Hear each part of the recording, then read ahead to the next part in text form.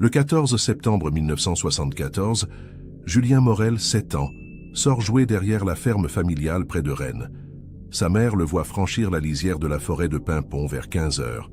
À 17 heures, elle appelle son nom sans obtenir de réponse. À 18h30, les gendarmes commencent les recherches.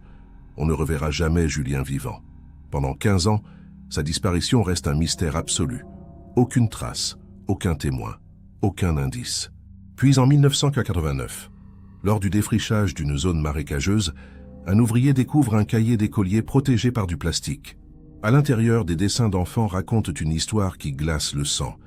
Page après page, Julien semble avoir documenté ses derniers jours dans la forêt. Des silhouettes mystérieuses, une cabane dissimulée, des dates griffonnées d'une main tremblante. Les enquêteurs examinent chaque dessin avec stupeur. Tout correspond au lieu de recherche de 1974, pourtant jamais exploré en profondeur. Mais le plus troublant reste la dernière page du cahier, datée du 3 octobre 1974, soit 19 jours après la disparition. Cette date pose un problème majeur aux enquêteurs. Si Julien a survécu près de 3 semaines dans la forêt, pourquoi n'a-t-il jamais crié, jamais cherché à rentrer chez lui? Les dessins montrent une cabane, des provisions, comme si quelqu'un l'avait retenu. Sur la dernière page, un dessin représente une porte fermée et ces mots maladroitement écrits « Papa va venir me chercher ». Mais le père de Julien était mort 2 ans avant la disparition. Qu'avait vraiment vécu cet enfant dans la forêt de Paimpont? En septembre 1974, la France vit encore sous le choc du premier choc pétrolier. Dans les campagnes bretonnes, la vie suit son rythme tranquille, loin de l'agitation des villes. La famille Morel habite une ferme isolée à 8 km de Paimpont, au cœur d'un paysage de landes et de bois. Robert Morel est décédé en 1972 dans un accident agricole. Sa veuve Marcelle élève seule Julien et sa sœur aînée Claire, 14 ans. La famille vit modestement mais dignement. Julien est un enfant calme, rêveur qui passe des heures à dessiner dans ses cahiers d'école. Ce samedi 14 septembre, Marcel prépare des conserves dans la cuisine. Julien demande la permission d'aller jouer dehors. Il connaît bien les environs immédiats de la ferme. Sa mère pose une seule condition, ne pas dépasser le vieux chêne, à 100 mètres de la maison. Julien promet et sort avec son petit sac contenant des billes et un carnet de dessin. Marcel le voit s'éloigner tranquillement vers la lisière. Elle ne s'inquiète pas. Julien joue souvent seul dans le pré. Il rentre toujours avant le dîner. Mais ce jour-là, quelque chose de terrible va se produire dans la forêt de Paimpont. Vers 17 heures, Marcel appelle Julien pour le goûter. Pas de réponse. Elle sort, marche jusqu'au chêne. Rien. Elle appelle plus fort, scrute les bois. Le silence de la forêt devient oppressant. À 17h30, elle alerte sa fille Claire, qui parcourt les environs en criant le nom de Julien. Toujours rien. À 18h, Marcel court chez les voisins, les Leblanc, à 2 km. Monsieur Leblanc téléphone immédiatement à la gendarmerie de Paimpont. À 18h45, les premiers gendarmes arrivent à la ferme Morel. Les recherches commencent dans la pénombre. La nuit tombe rapidement en cette mi-septembre. Les gendarmes fouillent avec des lampes torches, appelant sans cesse le prénom de Julien. Des voisins arrivent pour aider. On forme des groupes qui battent les sous-bois autour de la ferme. La forêt de Paimpont est vaste, dense, parsemée de marécages dangereux.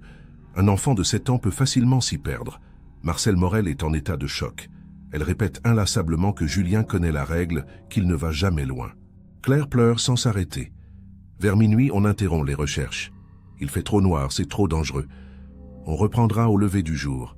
Le dimanche 15 septembre, dès l'aube, une battue massive est organisée. Plus de 100 personnes participent, venues des villages alentours. Des chiens policiers arrivent de Rennes. On quadrille méthodiquement la zone autour de la ferme. Les chiens perdent rapidement la trace de Julien près d'un ruisseau, à environ 200 mètres de la maison, comme si l'enfant avait disparu dans l'eau ou avait été transporté. Cette découverte glace les enquêteurs. Si Julien a été enlevé, il peut être n'importe où.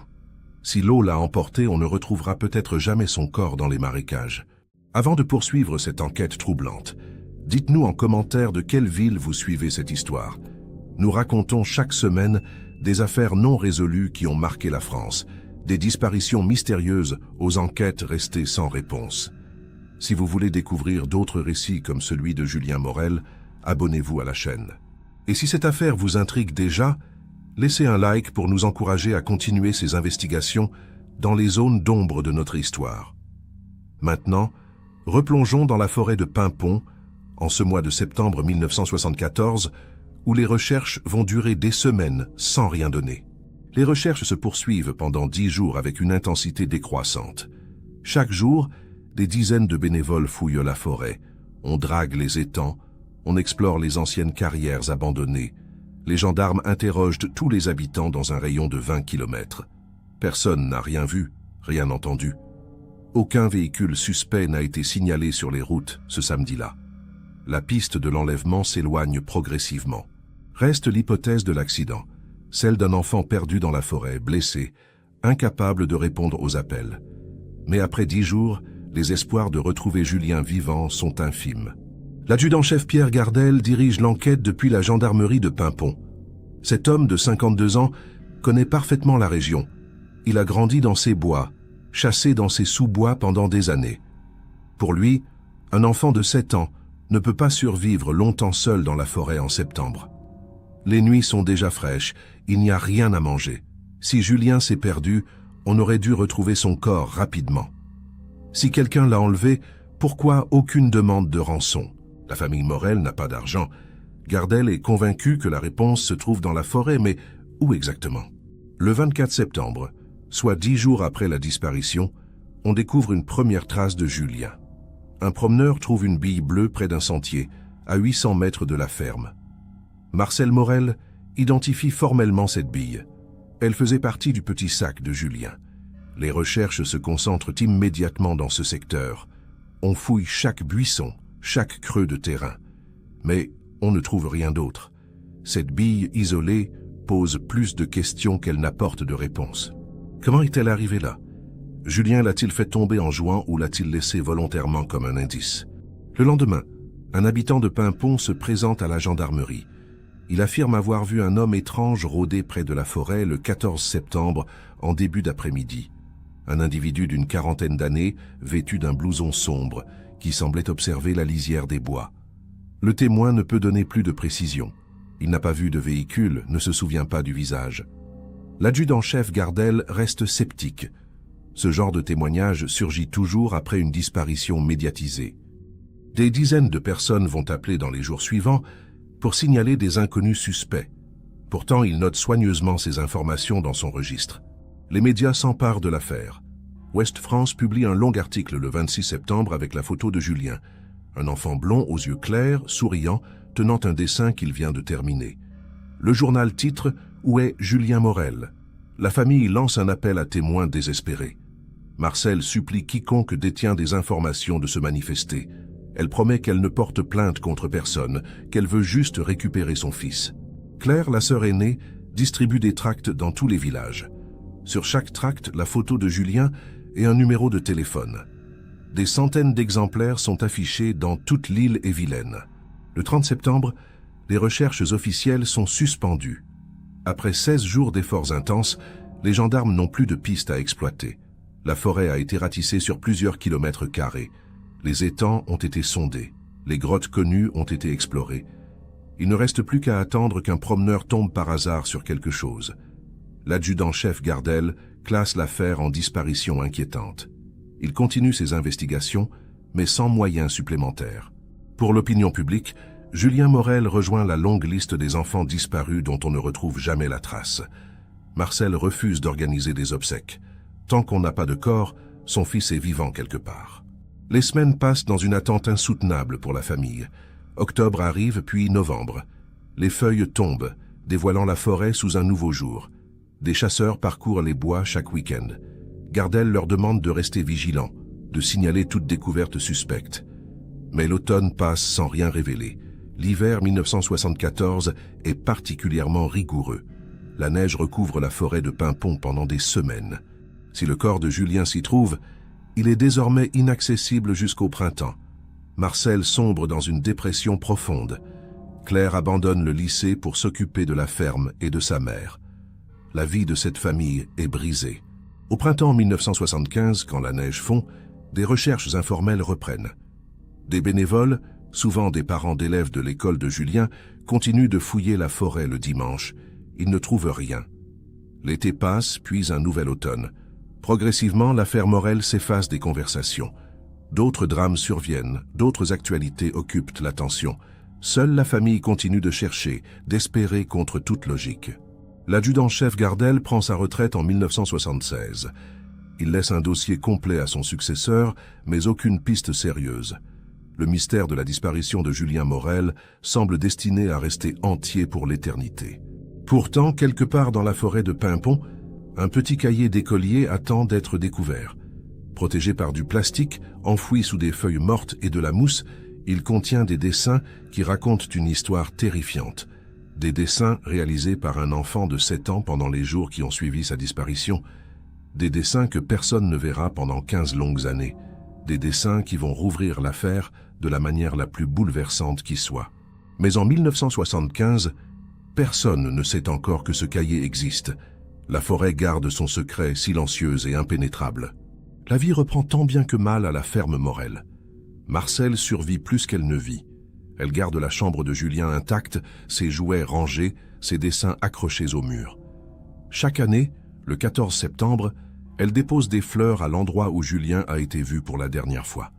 Claire se marie en 1978 et quitte la ferme, incapable de supporter plus longtemps l'atmosphère de deuil impossible. Marcel reste seul avec ses souvenirs et ses questions sans réponse. Pourquoi son fils? Qu'est-il devenu?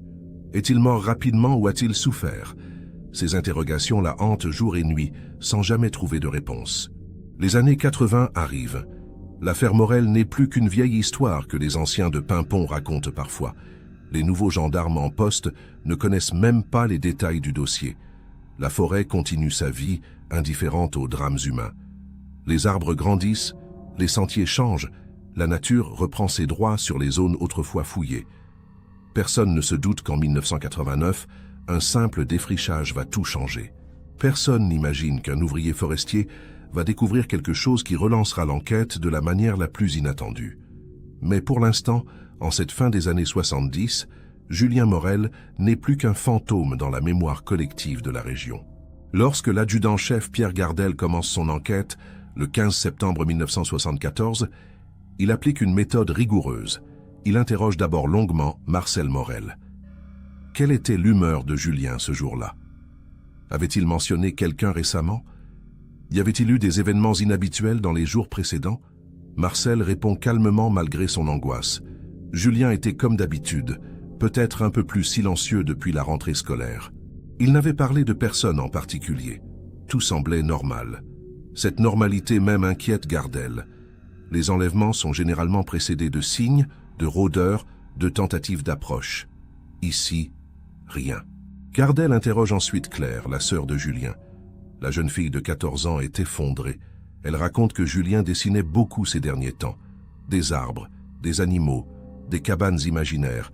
Il lui avait dit qu'il voulait construire une vraie cabane dans les bois, comme dans les livres d'aventure. Claire ne l'avait pas prise au sérieux. Maintenant, elle se demande si Julien n'a pas tenté de réaliser ce projet seul. A-t-il pénétré plus profondément dans la forêt qu'autorisé? S'est-il perdu en cherchant l'endroit idéal pour sa cabane? Cette hypothèse séduit Gardel. Elle expliquerait pourquoi l'enfant s'est éloigné de la zone sécurisée. Les gendarmes interrogent tous les habitants proches de la ferme Morel. Les Leblanc, voisins les plus proches, n'ont rien remarqué d'anormal le 14 septembre. Monsieur Leblanc travaillait dans ses champs, sa femme faisait la lessive. Ils n'ont vu aucun véhicule inconnu sur le chemin de terre menant à la ferme. Les autres voisins, plus éloignés, confirment tous la même chose. Une journée ordinaire, sans incident. Gardel fait dresser la liste de tous les propriétaires de véhicules dans un rayon de 50 km. C'est un travail titanesque qui ne mènera à rien. Aucun conducteur ne peut être relié à la disparition de Julien. Le 18 septembre, Gardel reçoit un appel d'un instituteur de Paimpont. Monsieur Dupuis a eu Julien comme élève l'année précédente. Il se souvient d'un détail troublant. En juin 1974, Julien avait dessiné une scène étrange. Un enfant seul dans une forêt, devant une maison sans fenêtre. Quand Dupuis lui avait demandé ce que représentait ce dessin, Julien avait répondu que c'était la maison où il irait si papa revenait. L'instituteur avait trouvé cela triste mais normal pour un enfant endeuillé. Maintenant, avec le recul, cette phrase prend une dimension inquiétante. Quelle maison? Où? Gardel note soigneusement ces informations. Cette révélation pousse Gardel à explorer une nouvelle piste. Et si Julien avait réellement cru que son père pouvait revenir? Les enfants de 7 ans ont parfois du mal à comprendre la mort. Peut-être Julien s'est-il enfoncé dans la forêt en cherchant cette maison imaginaire où son père l'attendrait. Cette hypothèse, aussi triste soit-elle, a le mérite de la cohérence. Elle expliquerait pourquoi Julien n'a pas répondu aux appels. Il cherchait activement quelque chose, concentré sur sa quête impossible. Gardel demande aux équipes de recherche de se concentrer sur les ruines et vieilles bâtisses abandonnées dans la forêt. Il y en a plusieurs, vestiges de fermes du 19e siècle. Les 20 et 21 septembre, les gendarmes explorent systématiquement 5 ruines situées dans un rayon de 3 km autour de la ferme Morel. La première est un ancien moulin effondré près d'un ruisseau. Rien. La deuxième, une cabane de charbonnier en pierre à moitié écroulée. Rien. La troisième, les fondations d'une fermette incendiée dans les années 50. Rien. La quatrième, un abri de chasse délabré. Rien. La cinquième, une étrange construction en pierre sèche, très ancienne, probablement médiévale. Rien non plus. Chaque fouille se termine sur une déception. Si Julien a cherché une maison, il ne l'a jamais trouvée. Ou alors, il a découvert un lieu que les enquêteurs ignorent encore. Gardel élargit ensuite son enquête aux personnes ayant un casier judiciaire dans la région. Il fait vérifier les antécédents de tous les hommes seuls vivant dans un rayon de 30 km. 3 individus attirent l'attention. Le premier est un ancien condamné pour vol installé à Mauron. Son alibi pour le 14 septembre est vérifiable. Il travaillait dans un garage, plusieurs témoins le confirment. Le deuxième est un homme aux troubles psychiatriques légers, vivant isolé près de Tréoranteuc. Les gendarmes lui rendent visite. L'homme est fragile mentalement, mais inoffensif. Il n'a pas de véhicule, vit seul avec ses poules. Impossible qu'il ait enlevé Julien. Le troisième est rapidement écarté pour les mêmes raisons. La piste criminelle piétine. Gardel commence à se convaincre que Julien s'est simplement perdu dans la forêt. Un accident tragique, pas un crime. Il intensifie les recherches dans les zones marécageuses, pensant que l'enfant a pu tomber dans un trou d'eau et se noyer. Des plongeurs sondent plusieurs étangs profonds. Ils remontent de la boue, des branches, parfois des ossements animaux. Jamais rien qui ressemble à un corps d'enfant. Ces plongées sont épuisantes et dangereuses. Après une semaine, Gardel doit les interrompre. Les moyens s'épuisent, les équipes sont fatiguées. Il faut se rendre à l'évidence. Sans indice supplémentaire, impossible de retrouver Julien. Le 28 septembre, Gardel reçoit un coup de téléphone qui va le hanter pendant des années. Un homme qui refuse de donner son nom affirme avoir vu Julien monter dans une camionnette blanche le 14 septembre vers 15h30. Le mystérieux correspondant décrit le véhicule, ancien avec des taches de rouille, immatriculé dans le Morbihan. Puis il raccroche. Gardel tente de faire localiser l'appel, en vain. Il était trop court. S'agit-il d'un vrai témoin qui a peur de s'impliquer ou d'un mythomane? Gardel lance quand même des recherches sur les camionnettes blanches immatriculées dans le Morbihan. Il y en a des centaines. Aucune ne peut être reliée à Paimpont, le 14 septembre. Cette piste s'évanouit comme les autres. Gardel se retrouve avec un dossier rempli d'informations contradictoires, de témoignages invérifiables, d'hypothèses qui ne mènent nulle part. Il est convaincu que la vérité se trouve quelque part dans ces pages, mais il ne parvient pas à la voir. La frustration le ronge. Il connaît cette forêt par cœur. Il a interrogé des dizaines de personnes, organisé des recherches massives. Pourtant, Julien Morel reste introuvable. Vivant ou mort, l'enfant a disparu sans laisser de traces exploitables. Gardel classe le dossier en octobre 1974, mais il continue à y penser chaque jour jusqu'à sa retraite 2 ans plus tard. Après le départ de Gardel, l'affaire Morel tombe progressivement dans l'oubli administratif. Son successeur, le lieutenant Moreau, hérite du dossier mais n'a jamais connu l'intensité des premiers jours. Pour lui, c'est un cold case parmi d'autres, une enquête figée qui ne bougera que si un élément nouveau surgit. Or, rien ne surgit pendant des années. Le dossier dort dans une armoire de la gendarmerie de Paimpont, prenant la poussière. Quelques fois par an, Marcel Morel téléphone pour demander s'il y a du nouveau. La réponse est toujours la même. « Non, madame, nous n'avons rien. » Ces appels espacés rappellent aux gendarmes qu'une mère attend encore, 15 ans après les faits. Entre 1975 et 1980, plusieurs fausses pistes vont brièvement relancer l'enquête avant de se révéler sans issue. La première survient en mars 1975. Un corps d'enfant est découvert dans un étang à 40 km de Paimpont. Marcelle Morel est immédiatement prévenue. Elle doit se rendre à la morgue pour une éventuelle identification. Le trajet est un calvaire. Dans sa tête, elle oscille entre l'espoir terrible d'en finir avec l'incertitude et la peur de voir le cadavre de son fils. À la morgue, elle regarde le corps avec attention. Ce n'est pas Julien. L'enfant retrouvé est plus jeune, roux, avec une morphologie différente.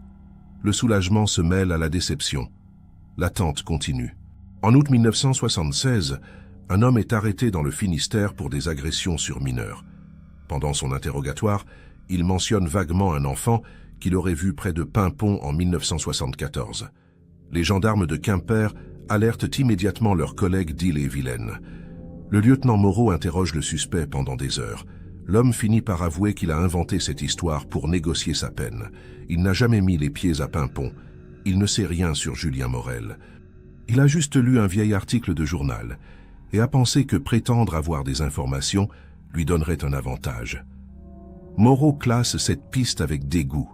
Les prédateurs utilisent même les tragédies des autres pour leur manipulation. L'année 1977 apporte une nouvelle désillusion. Un randonneur découvre des ossements dans la forêt de Paimpont, à environ 5 km de la ferme Morel.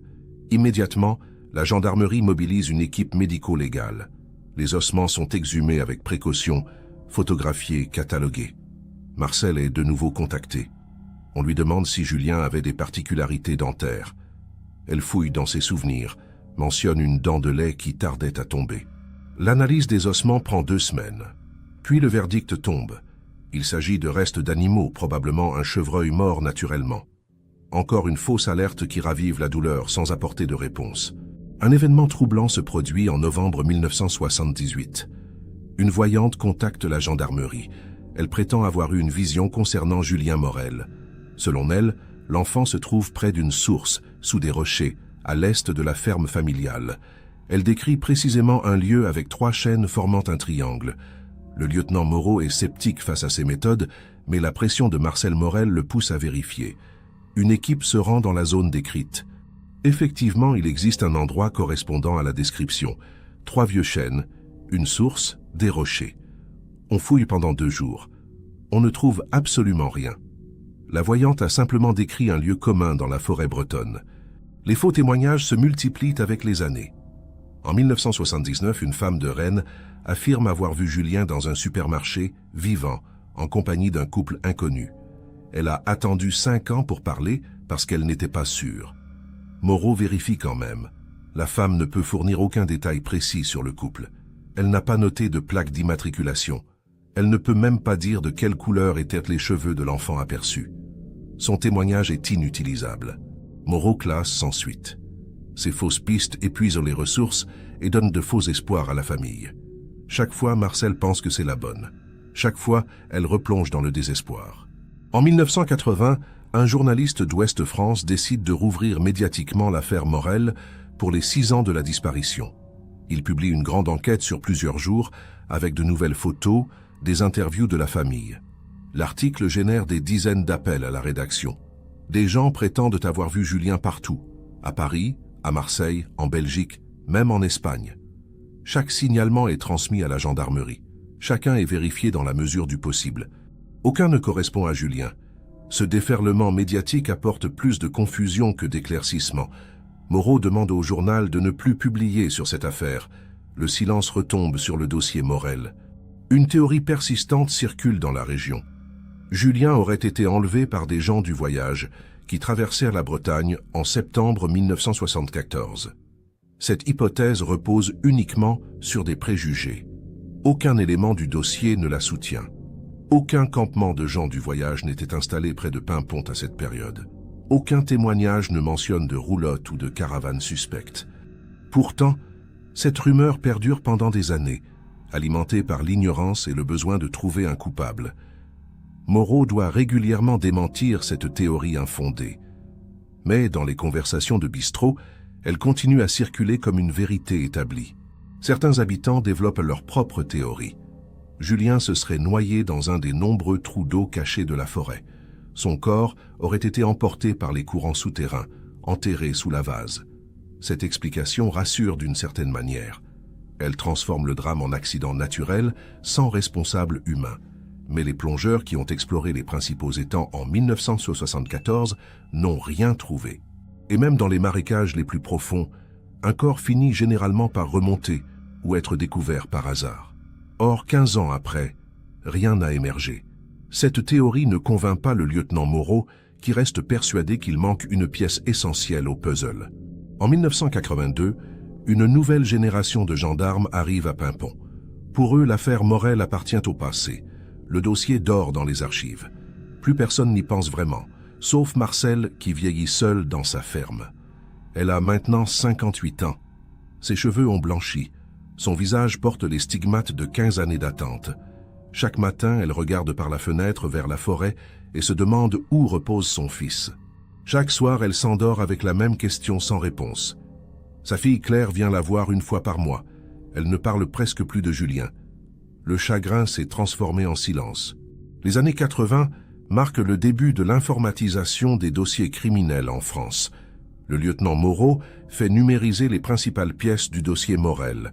Photos, témoignages, rapports de recherche, tout est scanné et archivé. Cette modernisation devrait faciliter les futures investigations. Mais en réalité, le dossier reste fermé. Aucun juge n'ouvre d'instruction. Aucun avocat ne réclame la reprise de l'enquête. L'affaire Morel est devenue un symbole des mystères non résolus de la région. Les vieux de Paimpont la racontent aux jeunes comme une légende locale. L'enfant qui a disparu dans la forêt magique et n'est jamais revenu. Progressivement, même Marcel perd espoir. En 1985, elle envisage pour la première fois d'organiser une cérémonie du souvenir.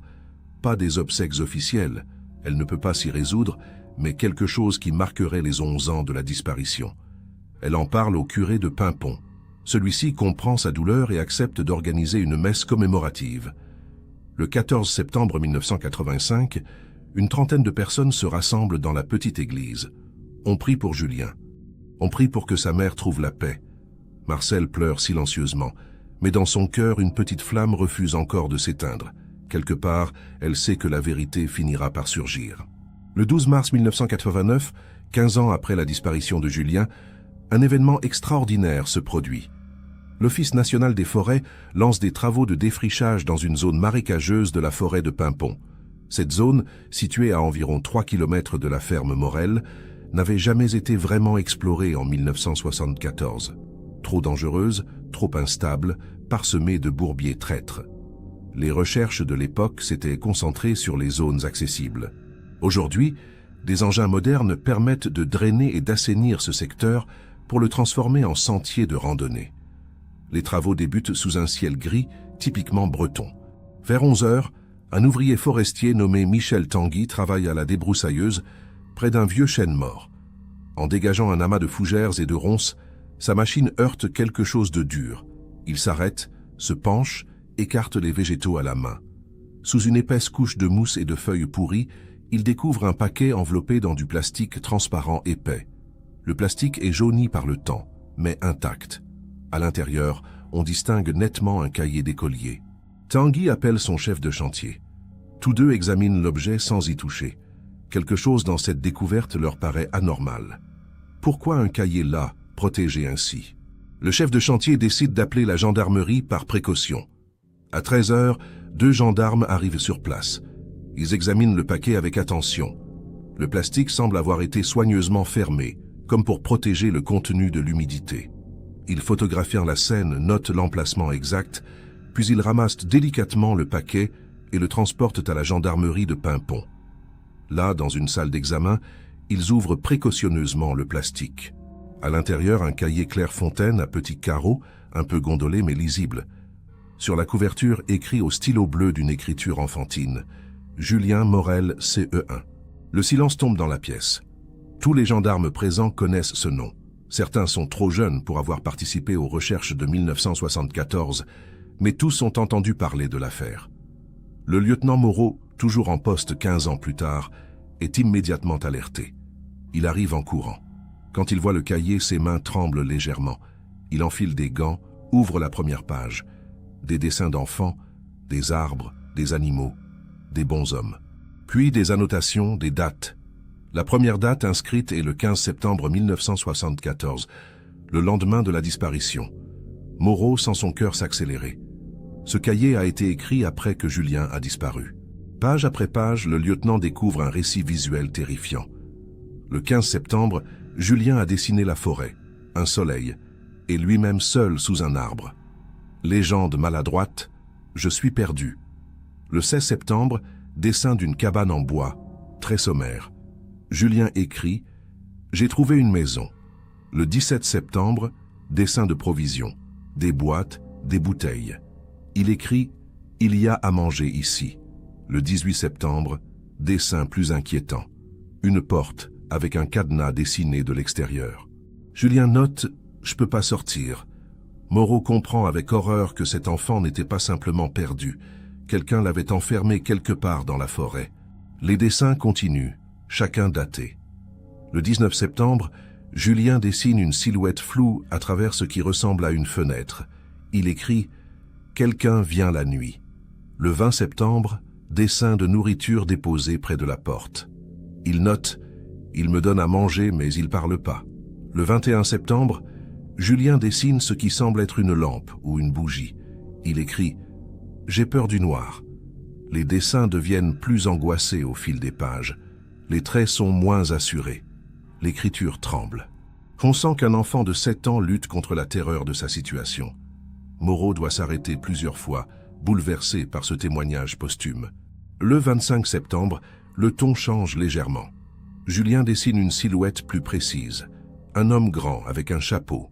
Il écrit « Il dit que papa va venir ». Cette phrase glace Moreau. Le ravisseur utilisait manifestement la mémoire du père décédé pour manipuler l'enfant. Le 27 septembre, Julien dessine ce qui ressemble à des jouets. Une balle, un livre. Il note « Il m'a donné des jeux ». Le 29 septembre, dessin troublant. Julien se représente dormant et la silhouette de l'homme debout près de lui. Pas de texte cette fois, juste le dessin. Que se passait-il la nuit dans cette cabane? Moreau préfère ne pas imaginer. 1er octobre 1974, le dessin montre Julien pleurant, reconnaissable aux larmes bleues dessinées sur ses joues. Il écrit « Je veux maman ».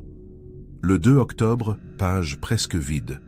Juste un petit bonhomme recroquevillé dans un coin de la feuille. Pas de texte.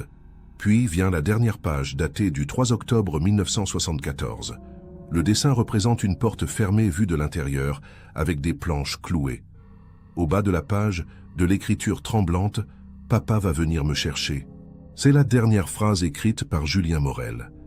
Après cette page, le cahier est vide. 19 jours après sa disparition, l'enfant a cessé d'écrire, soit parce qu'il n'avait plus la force, soit parce que quelque chose de terrible s'est produit. Moreau referme le cahier avec précaution. Il est 14h30. Il faut immédiatement relancer l'enquête.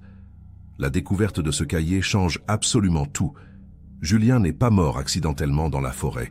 Il a été enlevé, séquestré dans une cabane inconnue, maintenu en vie pendant au moins 19 jours.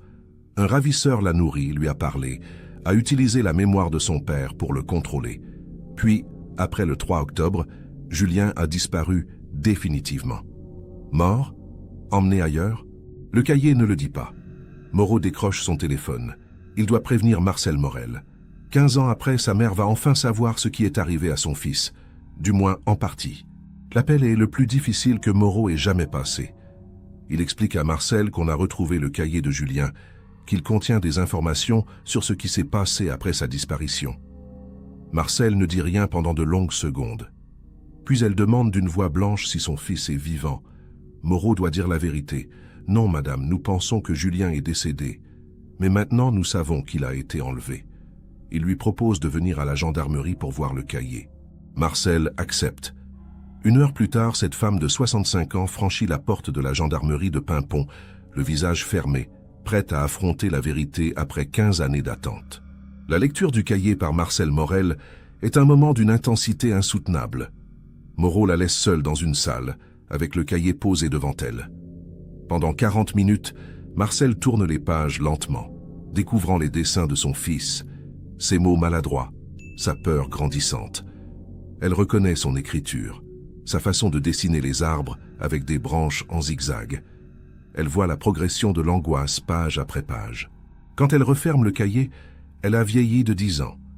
Mais pour la première fois depuis 1974, elle sait. Son fils n'est pas mort seul dans la forêt. Il a été victime d'un prédateur. Cette certitude, aussi terrible soit-elle, met fin à l'incertitude. Immédiatement, Moreau relance l'enquête avec tous les moyens disponibles en 1989. Une équipe de techniciens examine le cahier pour trouver des empreintes digitales. Malheureusement, 15 ans passés dans la forêt humide ont effacé toute trace exploitable. Le plastique lui-même ne révèle aucune empreinte claire. L'analyse de l'encre confirme qu'il s'agit d'un stylo Bic standard, impossible à tracer. Le cahier Clairefontaine était vendu dans tous les magasins de France en 1974. Aucun élément matériel ne permet d'identifier le ravisseur. Le seul espoir réside dans la localisation de la cabane mentionnée dans les dessins. Si on la trouve, peut-être contiendra-t-elle des indices. Le 15 mars 1989, une nouvelle battue massive est organisée dans la forêt de Paimpont. Cette fois, les recherches se concentrent sur les cabanes, abris et constructions isolées. On mobilise 150 personnes, gendarmes, pompiers, volontaires. Avec les dessins de Julien comme guide, on cherche une structure en bois, suffisamment solide pour avoir une porte avec un cadenas, assez grande pour stocker des provisions.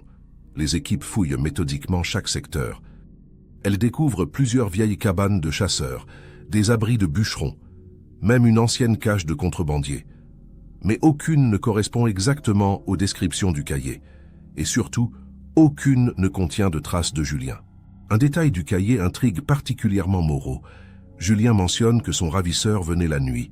Cela signifie que l'homme ne vivait pas sur place en permanence. Il avait probablement une résidence normale, une vie ordinaire en apparence. Il se rendait à la cabane pour nourrir Julien et le surveiller. Cette hypothèse oriente l'enquête vers les habitants de la région en 1974. Moreau ressort les vieux dossiers, les listes de personnes interrogées à l'époque.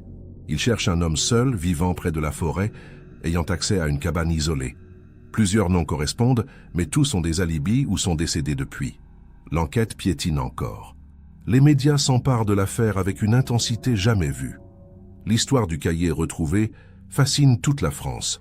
Les journaux titrent « Le cahier de l'horreur ». 15 ans après, Julien raconte son calvaire, l'enfant qui écrivait pour survivre. Les télévisions nationales viennent filmer la forêt de Paimpont. Des émissions de faits divers consacrent des reportages entiers à l'affaire. Ce déferlement médiatique génère des centaines d'appels à la gendarmerie.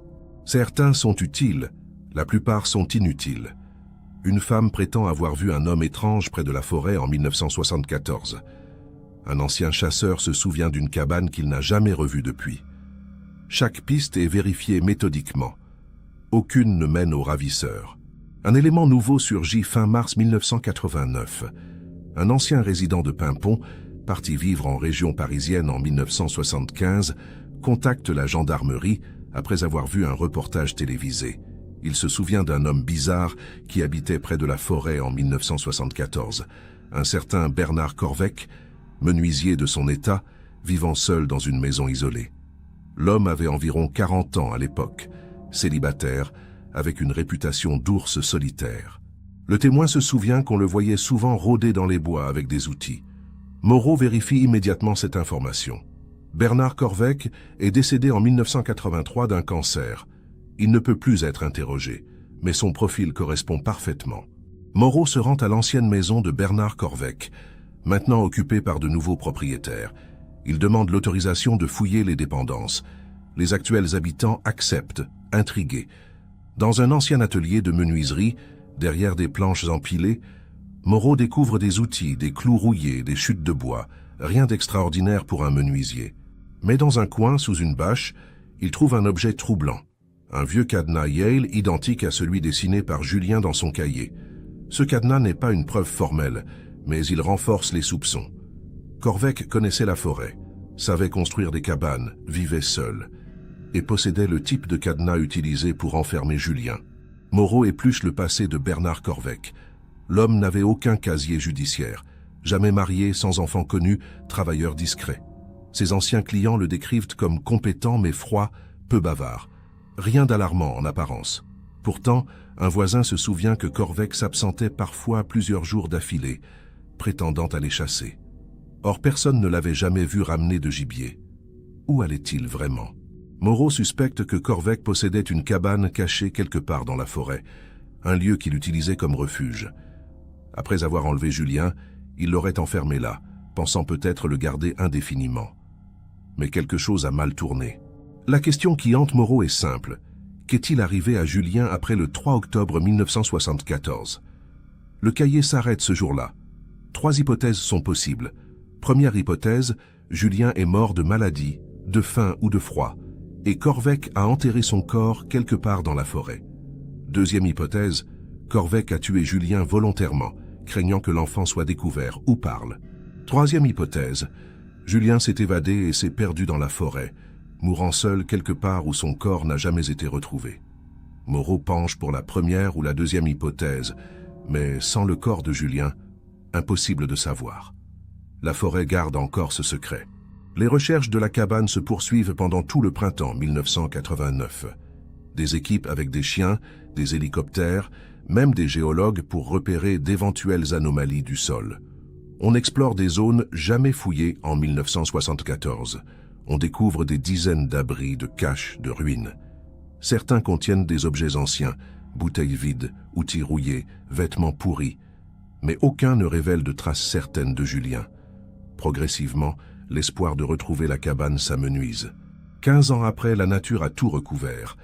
Les planches ont pourri, les structures se sont effondrées. Même si on passait devant, on ne reconnaîtrait peut-être plus rien. La forêt reprend toujours ses droits. En juin 1989, Moreau prend une décision difficile. Il classe l'enquête comme résolue partiellement. Julien Morel a été enlevé le 14 septembre 1974, probablement par Bernard Korvec. Il a été séquestré dans une cabane inconnue pendant au moins 19 jours. Il est décédé avant ou après le 3 octobre 1974 dans des circonstances qui restent floues. Son corps n'a jamais été retrouvé malgré des recherches exhaustives. Le ravisseur, mort en 1983, ne peut plus être jugé. L'affaire est techniquement close, mais sans apporter toutes les réponses. Marcel Morel accepte cette conclusion avec dignité. Elle organise enfin des obsèques symboliques pour Julien le 14 septembre 1989, 15 ans jour pour jour après la disparition. Une petite pierre tombale est érigée dans le cimetière de Paimpont. L'affaire Julien Morel laisse un héritage douloureux dans toute la région. Marcel Morel décède en 1995, à l'âge de 71 ans, sans avoir jamais retrouvé le corps de son fils. Claire, sa fille, continue de visiter régulièrement le cimetière où repose la pierre symbolique. Chaque année, le 14 septembre, elle dépose des fleurs et se recueille. Pour elle, le cahier a été à la fois une malédiction et une bénédiction. Il a révélé l'horreur vécue par son petit frère, mais il a aussi mis fin à 15 années de questions insupportables. Maintenant, la famille sait. Cette certitude, même terrible, apporte une forme de paix impossible auparavant. La forêt de Paimpont garde ses mystères. Malgré toutes les recherches menées entre 1989 et 1995, la cabane où Julien a été séquestré n'a jamais été formellement identifiée. Le corps de l'enfant n'a jamais été retrouvé. Bernard Korvec est mort en emportant ses secrets. Certains détails du cahier restent inexpliqués. Pourquoi Julien a-t-il écrit que son papa allait venir le chercher sur la dernière page? Korvec lui avait-il vraiment fait croire que son père décédé reviendrait?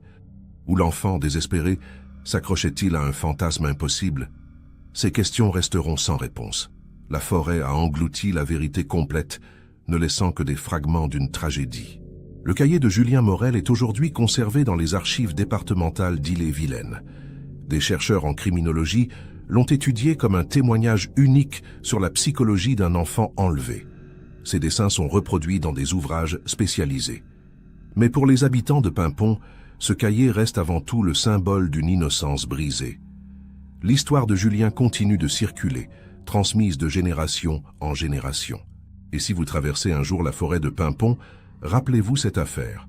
Commentez de quelle ville vous nous regardez, abonnez-vous pour découvrir d'autres mystères non résolus et laissez un like si cette enquête vous a touché. Quelque part sous les fougères et la mousse, peut-être dort encore un secret que personne n'a découvert.